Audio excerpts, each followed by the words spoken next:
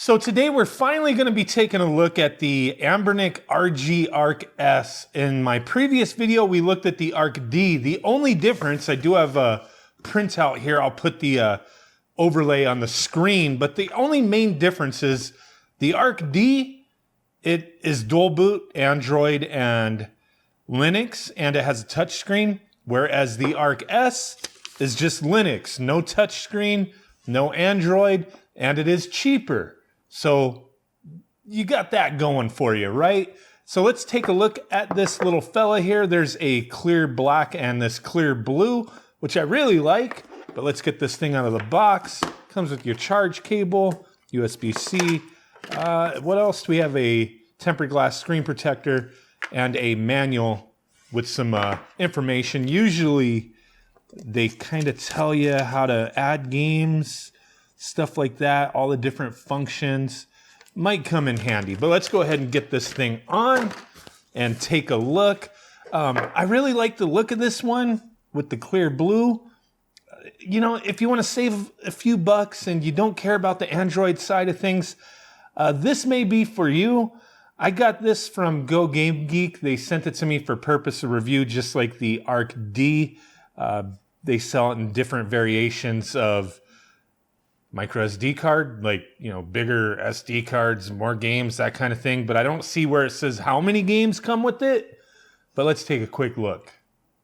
So in the previous video for the Arc D, we just looked at the Android side of things and not the Linux side. But if you get the Arc D, it's going to have the same thing as well, where you can go to the Linux side and they have their little UI going on here. So when I first booted this thing up, it had a very basic UI that really wasn't doing it for me. You could press start if you want to change it. Go to UI settings, theme set. They had this first one on and it'll kind of reload it. As you see, very basic.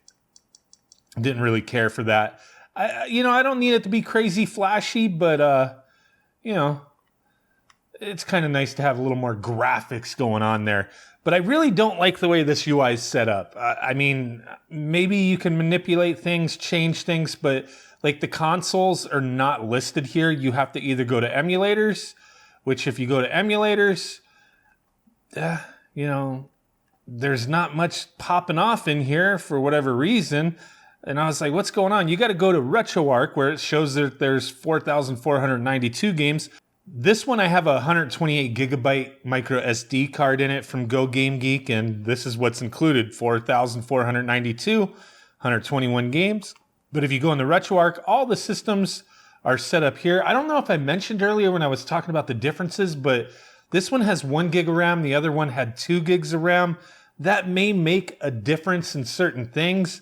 I've been noticing the UI here has been a little sluggish at times. But you have all these different systems. Let's go to Dreamcast, see what we got here. Decent selection, not the full list, but you know, some things have artwork with this build, some do not. But let's find a game to test out. So a little Project Justice here. The game is actually running very well. So Dreamcast and Naomi, for the most part, I don't think you're gonna have an issue on this system here with the slightly lower amount of RAM. But yeah, this is looking very smooth. Excellent looking screen. Viewing angles are great. Not really having an issue with that. Very comfortable in my hands. Freaking amazing D-pad. And I love the feel of these buttons. If you didn't watch my other video, pretty much the same thing. I love the feel of all this stuff. The shoulder buttons feel fine. Nice little separation there to where you won't get confused what you're pressing. Check out how PSP runs on this thing.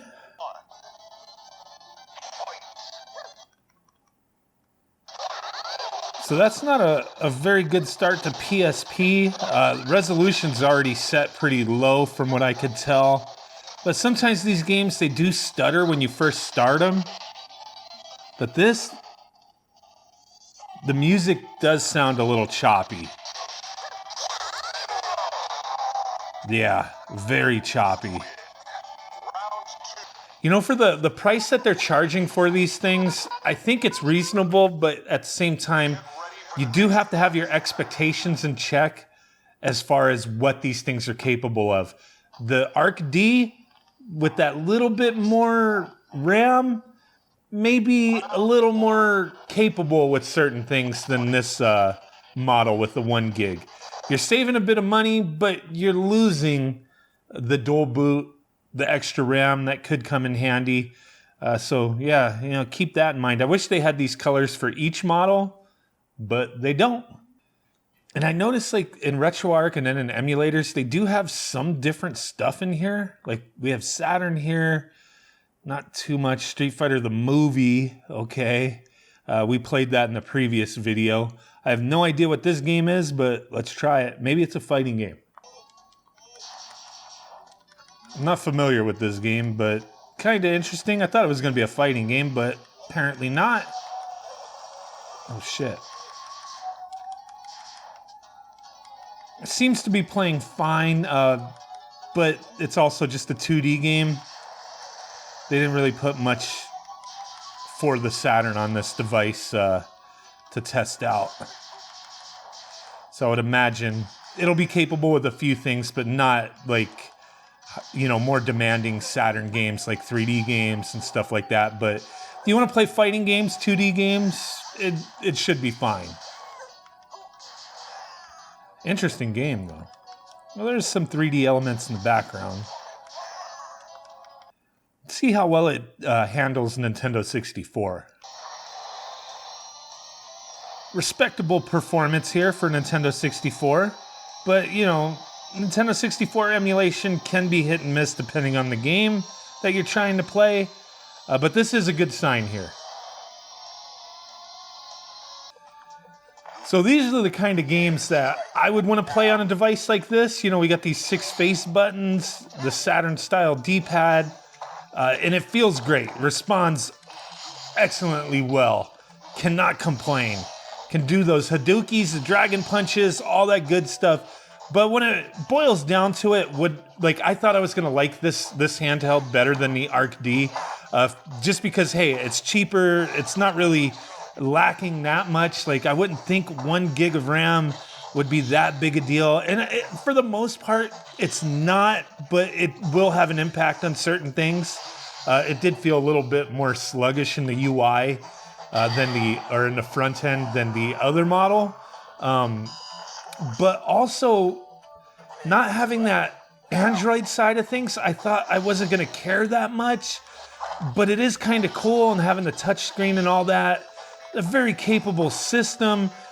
I just wish they had multiple color options for each. Like, I love this clear blue. I wish they did that with the Arc D, but they didn't.